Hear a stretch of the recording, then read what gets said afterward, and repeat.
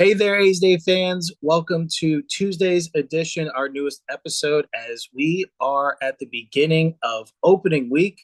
Opening day is just 2 days away as the A's have returned from their spring training home in Mesa, have landed safe and sound in Sacramento to pack up before heading to the Great Northwest to kick off the 2025 regular season against the Seattle Mariners in a four-game AL West tilt.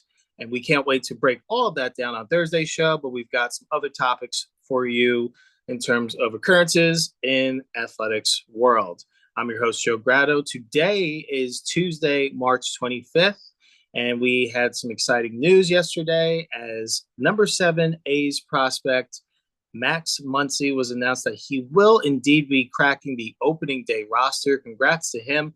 Probably an exciting moment for him and his family that he'll be making the trip up to Seattle and potentially seeing himself penciled into the starting lineup. Also, in terms of some negative news, Zach Gelof appears to be headed to the IL to kick off the 2025 season. Hope he gets well soon. We'll talk about the logistics around his injury and his timeline for return. Also talk a little bit of an overview of the opening day roster of what we project it to be prior to opening day in terms of Thursday 7:10 first pitch. And then we'll recap 3 notable performances that we noticed throughout spring training just to recap and put a conclusion on the Cactus League season. We're excited. Holy Toledo baseball so back. 2 days away, like I mentioned. We've got so much to get through. Let's get right to it. Let's go.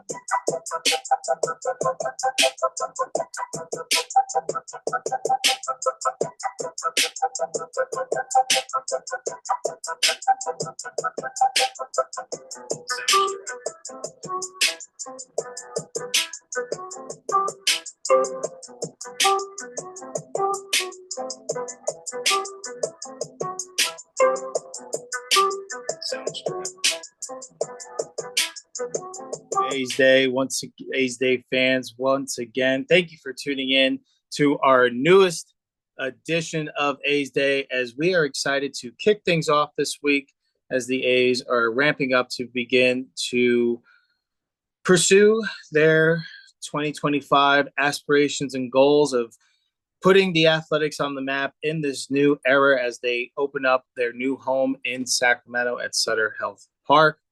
First time they'll be Major League Baseball in Sacramento, calling a team home. So we'll be very interested to see what that's going to look like. And before we get all of that on Thursday's show, today we're going to talk about a few nuances to the roster that we heard. And we're going to kick off with some exciting news, as we mentioned at the top of the show. Max Muncy is going to be making the opening roster. But before we get into today's topics of discussion, we want to make sure you know where you can find episodes just like this, as well as our player profile and prediction that we did for Max Muncy yesterday afternoon. On our Instagram page, you can find us at A's Day Baseball Podcast, on our X account, formerly known as Twitter, at A's Day Baseball, and our YouTube channel where you can find video content of everything A's Day and athletics baseball at A's Day Podcast. And for all of you loyal fans that have been there since day one, and all you new loyal fans that are just climbing aboard as we kick off opening week, we appreciate each and every one of you. Come be an official subscriber on our Patreon site, patreon.com/A's Day. For just $2 a month, you'll be entered into monthly A's Day t-shirt giveaways, A's autographed memorabilia, future A's Day ticket giveaways, or A's tickets giveaways, and so much more as we grow this platform together. We appreciate each and every one of your support. And with that, let's talk about the exciting news that we got yesterday that Max Muncy will be cracking the opening day roster. So like I mentioned, if you haven't heard, we released our player profile and prediction yesterday, kind of getting a little bit better familiarized with Max Muncy, who he is, his journey. We're releasing an episode about each of the guys that are projected to either be in the opening day roster or potentially make an impact in the 2025 team. So go ahead and take a listen. You can listen to all of our episodes on your favorite platforms, whether it's Apple Podcasts, Spotify, iHeartRadio, Amazon Music, you name it, will probably be there. So we appreciate all of your listens out there. And enough of the plugs. Let's get back to the topic at hand. We're talking, of course, about Max Muncy. And it's very exciting that he'll most likely get his best opportunity, primarily getting second base reps. He is more of a natural shortstop, but obviously Jacob Wilson is more than earned getting the opportunity to be the everyday shortstop there. He could also play some third base, but right now it is veteran Gio Urshela that will be holding it down. The area of opportunity will be second base, and this may have opened the pathway for him to be able to earn regular reps at second base due to the unfortunate news, which is a transition to our next topic, that Zach Gelof, who is expected to be the everyday second baseman, is going to begin the season on the injured list, unfortunately. He actually did undergo surgery yesterday to repair a fractured hamate bone fracture that he suffered via hit by pitch this past Wednesday on March 19th. Surgery was performed by Dr. Stephen Shin in Los Angeles. So he is already projected to begin his rehab next week. So he is going to try to get back into the starting lineup and back in baseball shape as quickly as he can. Zach, if you do hear, if you are tuning into A's Day, we are wishing you nothing but the best, a quick recovery. Looking forward to seeing what your impact will leave on the 2025 season and beyond. But it's got to be frustrating for Gelof. I know he was having a pretty decent spring. In 15 games in the Cactus League, he was hitting .297, which was 11 hits and 37 at-bats. Hit 2 home runs and had a double. And he was really putting in that extra work with the director of hitting, Darren Bush. They were really trying to make those little adjustments to help him recapture that 2023 form after kind of having that up and down 2024 season, leaving him with a frustrated taste in his mouth. And he wanted to come out this year in 2025, get off to a hot start and get back to the player we all know he can be on a consistent basis. So this injury, I know it is tricky. I know when they asked manager Mark Kotsay what his outlook would be in terms of a timetable, no timetable has been established, by the way, for his return, but I think he did a good job in at least trying to compare it on what the fast track version would look like. And he compared it when first baseman Matt Olson had the similar injury. He got injured in March and he was able to return to action by early to mid-May. And Kotsay was sure to clarify that that was considered to be more on the faster side of recovery. So it could very well be longer of a recovery process for him. I hope not. Hopefully with him being on the younger age side of things, can help him have a quicker recovery and be back in that May timeline.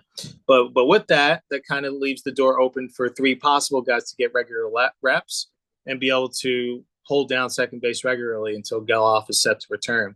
Obviously, we talked about Max Muncy, that he, I believe, got this roster opportunity that may not have been there, at least at the start of the year. I think all signs were pointing that he was going to make his debut in 2025 at some point. But I think it's just a little bit earlier than expected just because Gelof is going to be on the IL. But, hey, Muncy went out there. He earned it. He played his tail off, and he proved his manager right. And it was about, I think, a little over 2 weeks ago, and we talked about this on the profile and prediction episode yesterday, but his manager, Mark Kotsay, did challenge Muncy. He called him into his office, and this was on March 9th. Prior to the exhibition between the Diamondbacks and A's in Las Vegas, challenged him. He's like, hey, not very impressed with what I've seen. And he actually didn't mean that, right? But I think he believes in the talent and the potential that Muncy encompasses, that he wanted to get every last bit out of him and really make a lasting impression on not on just him, but his teammates too as well. And to understand what the hype is about and why he does deserve the opportunity to make this ball club. Well, after that little challenge, he went on a tear, made some highlight reel catches, and finished off a strong offensive spring. Like I mentioned, he hit .289 in 23 spring training games. So I think that was more than enough to prove to Kotsay that this guy can be a real spark plug and, get this opportunity that may not have come as early as expected, but definitely will be a guy that can run on it. And hey, he can be very infectious on this club. A young ascending club with a strong core, bringing in a guy like this with high energy. He's going to hit to all fields. He's going to hit with some pop with that short connected swing. I do think this is best case scenario. You never want to see anyone get hurt, but I do think Max Muncy is going to be a great candidate and have a great opportunity to be able to show he belongs at the big league level. Luis Urias and Max Schumann are also going to have an opportunity to earn regular second base reps. Obviously, Urias being a little bit more of a veteran and having proved that he can't stick at the major league level. Schumann has shown signs too as well, not nearly as consistent, but he'll get opportunities, as I'm sure. With the crowded outfield, I'm sure there's going to be a focus on creating more infield depth. So I believe it'll come down to one of those three guys. You're going to see guys moving in and out, especially early. We'll see who seizes that opportunity and runs with it. With that, we're going to transition to talking about just a quick overview of the opening day roster. We're going to break it down a little bit more in depth on Thursday once we have a better idea of who did end up making the trip to Seattle and who is going to be at least kicking off with the big league club on the 26-man roster. So we're thinking it's going to be an even split, 13 position players, 13 arms. So we'll start with the position guys, and we feel a lot more confident here because you never know at those little final decisions in terms of bullpen pieces of who is going to break club, at least to start the year. We know there's going to be an influx of arms being shuttled between AAA and the big leagues based on injury need, based on effectiveness, whatever the case may be. 162 is a long season. So just because this is the 26 that are going to be on this roster, that's not all that's going to appear in an Athletics uniform in Sacramento. So we'll start with position players, all 13 of them. Lawrence Butler, Brent Rooker, Shea Langoliers, Tyler Soderstrom, Jacob Wilson, Gio Urshela, Miguel Andujar, Seth Brown, JJ Bleday, Johnny Pareda, Max Muncy, Luis Urias, and Max Schumann. So that's how we think it's going to round out. Plenty of depth now with the outfield and now infield too as well, hence why Urias and Schumann are there to round things out. Gelof will be able to return when he is set to. Like I mentioned, there is no timetable for his return, so it just all kind of depends on what his rehab looks like and how he responds to the surgery that he just received yesterday. In terms of the pitching, we have an idea of what the starting rotation is going to be. Like I mentioned, it's really more of the bullpen that could be one or two guys. It could be different here, but this is what we're projecting.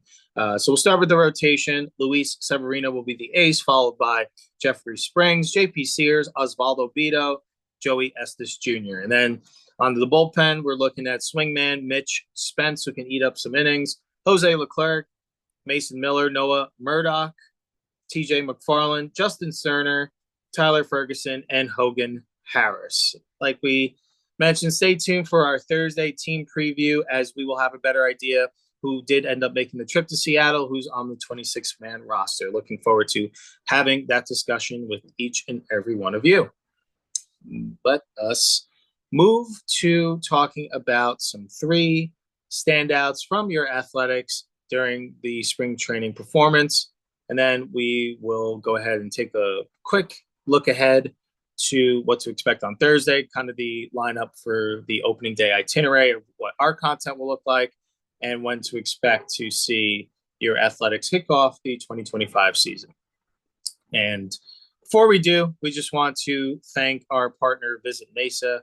We had the opportunity, if you didn't know, to be able to travel down to Mesa, Arizona, to be able to cover the Athletics during their spring training season, as well as capture the attractions and local eateries and breweries to welcome all visitors to City Limitless to be able to have the vacation of a lifetime, whether it's during spring training, whether it's during Arizona Fall League, or if you're just taking a trip to Arizona and want to have that outdoor adventure.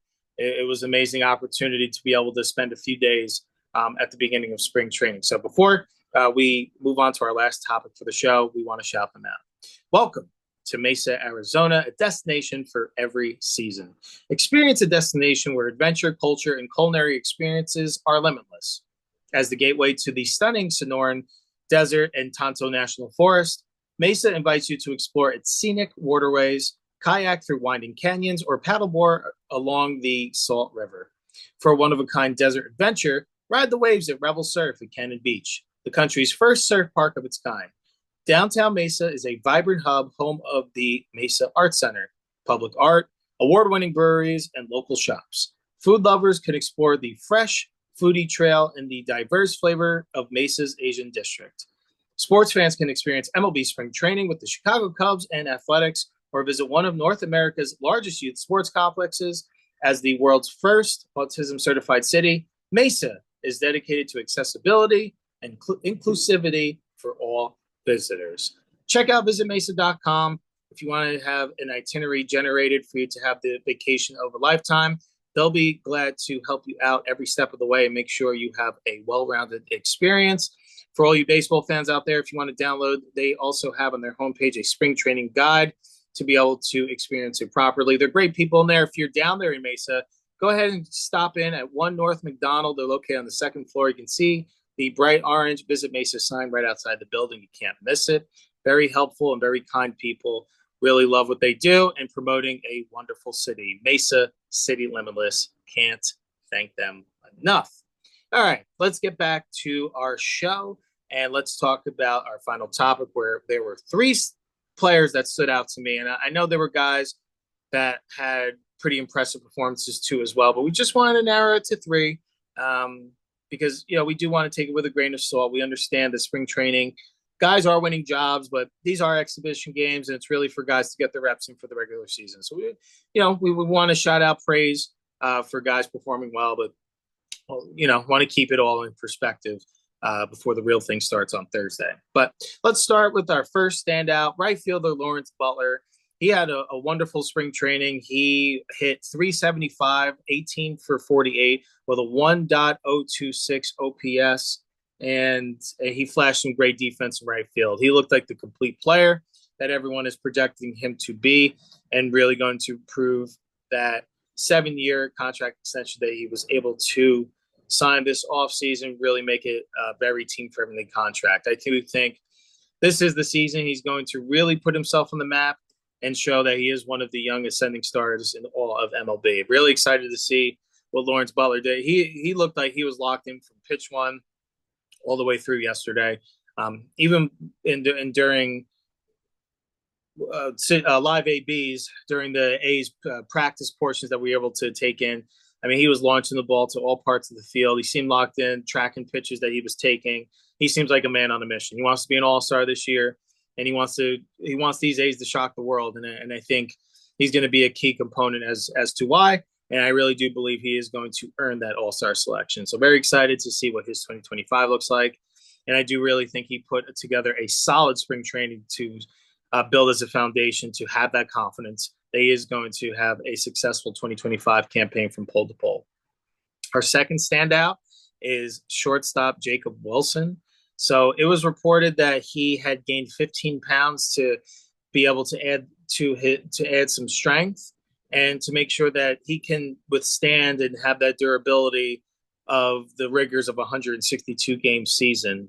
Over the course of his young professional career, in terms of working through the minors, it has been noted that he has dealt with some nagging injuries. So you wonder if adding some of the strength, some good positive weight and flexibility to his overall body is really going to pay off over the short and long term. Well, at least has been paying dividends during his spring training season, as he actually led the A's in home runs during the Cactus League. He had 4 home runs in 53 plate appearances, and he's really continuing to show high contact and high bat-to-ball skills, as he only struck out twice in 53 plate appearances. So he had more home runs than strikeouts. So 2 very encouraging signs. You got to be buying all the Jacob Wilson stock if you're heading into the 2025 season. And I know the projections had him at a certain type of way. I think only having 9 home runs this year, but I think they were basing it based off of his profile from last year. So I do think he has the potential to surpass that. And hey, good luck this year's season, Jacob Wilson. Really,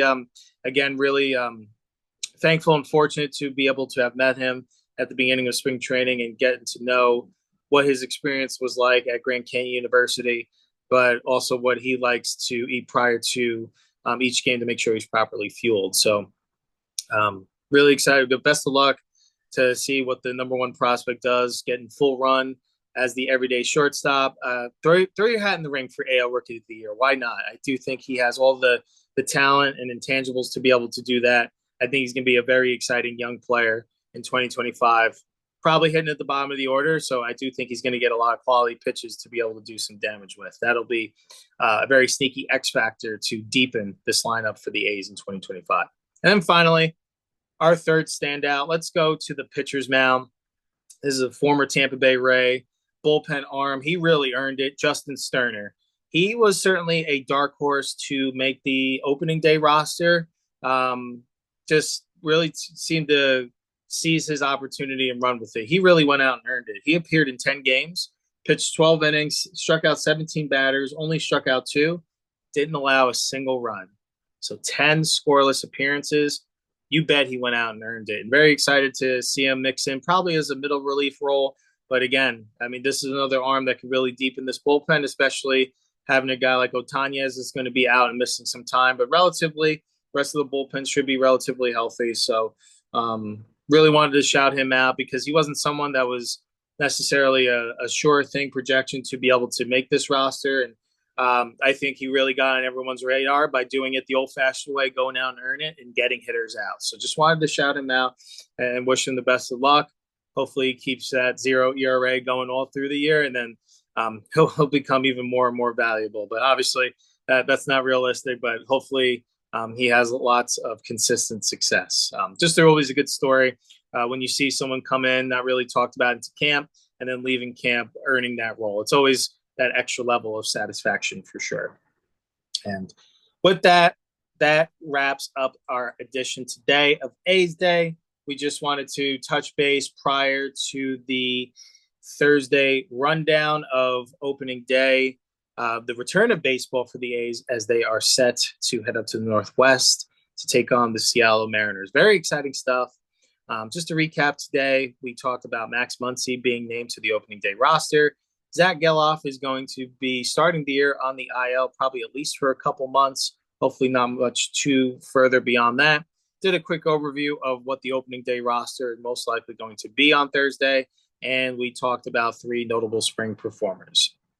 On Thursday's show, we are going to be covering everything A's for the opening day. So first, to kick off in the morning, be ready for an A's team preview. So just like we've been doing the A's player profile and predictions for specific players, we're going to be culminating that series with one team preview of what the A's did during the 2024 season, some additions they made, some subtractions, our outlook on what we project their 2025 to look like, and then we will go from there. And then in the early afternoon or mid-afternoon, probably around like 3 hours before first pitch, we're going to release an A's Mariners series preview. So we're going to do that before the first game of each series. Just a quick little preview of some key matchups to look at, X factors that could help swing the series in either team's favor, and just kind of get excited for each series as we kick off throughout the 162 schedule. Very excited.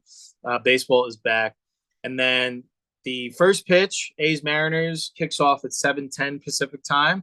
I will be live tweeting during it, so be sure to head to our X page, formerly known as Twitter, at A's Day Baseball, to follow along if you just want to kind of hear some of my thoughts on occurrences during the game, some stats, things like that. That'll be the place to do it, and we'll be sure to keep it as active as possible. Then at the conclusion of the final pitch of the game, I'll have a quick 30 seconds, just a quick recap of what the result was, anything of note, and what to expect moving forward. Nothing too long there. So just as we get used to the formatting, just want to keep reminding you of how you can expect to view us or to hear us. So thank you so much for taking the time to listen about everything going on A's baseball. And again, we are only 2 days away from opening day. Can't say it enough that baseball is so back. Holy Toledo. Can't wait to see you back behind the mic on Thursday. Hope you all have a good rest of your day. Have a good one. We're going to be honoring Ricky on Thursday.